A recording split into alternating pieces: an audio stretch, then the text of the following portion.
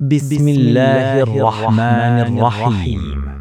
فلما جاوزا قال لفتاه آتنا غداءنا لقد لقينا من سفرنا هذا نصبا. قال أرأيت إذ أوينا إلى الصخرة فإني نسيت الحوت وما أنسانيه إلا الشيطان أن أذكره واتخذ سبيله في البحر عجبا. قال ذلك ما كنا نبغي فارتدا على آثارهما قصصا. فوجدا عبدا من عبادنا آتيناه رحمة من عندنا وعلمناه من لدنا علما.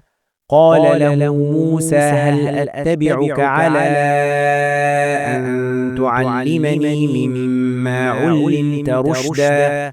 قال إنك لن تستطيع معي صبرا وكيف تصبر على ما لم تحط به خبرا؟ قال ستجدني إن شاء الله صابرا ولا أعصي لك أمرا. قال فإن اتبعتني فلا تسألني عن شيء حتى أحدث لك منه ذكرا.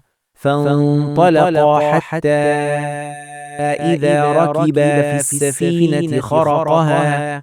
قال أخرقتها لتغرق أهلها لقد جئت شيئا إمرا.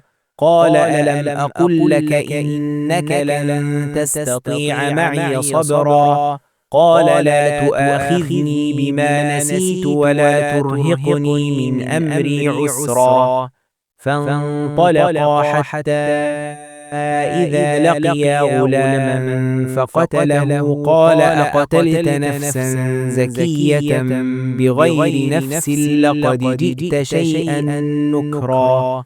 قال ألم أقل لك إنك لن تستطيع معي صبرا؟ قال إن سألتك عن شيء بعدها فلا تصاحبني قد بلغت من لدني عذرا.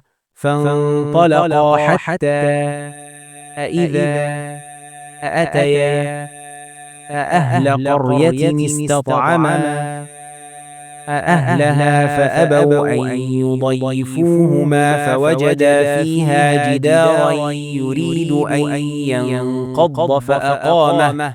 قال لو شئت لاتخذت عليه أجرا.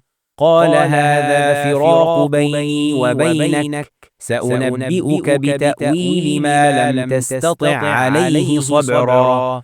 أما السفينة فكانت لمساكين يعملون في البحر فأردت أن أعيبها وكان وراءهم ملك يأخذ كل سفينة غصبا. وأما الغلام فكان أبواه مؤمنين فخشينا أن يرهقهما طغيانا وكفرا. فأردنا أن يبدلهما ربهما خيرا منه زكاة وأقرب رحما.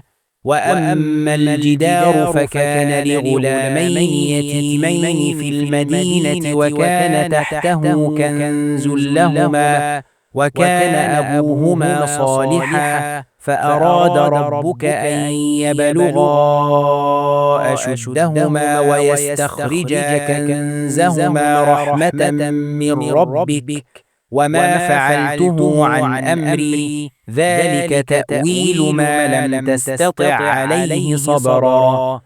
ويسألونك عن ذي القرنين قل سأتلو عليكم منه ذكرا.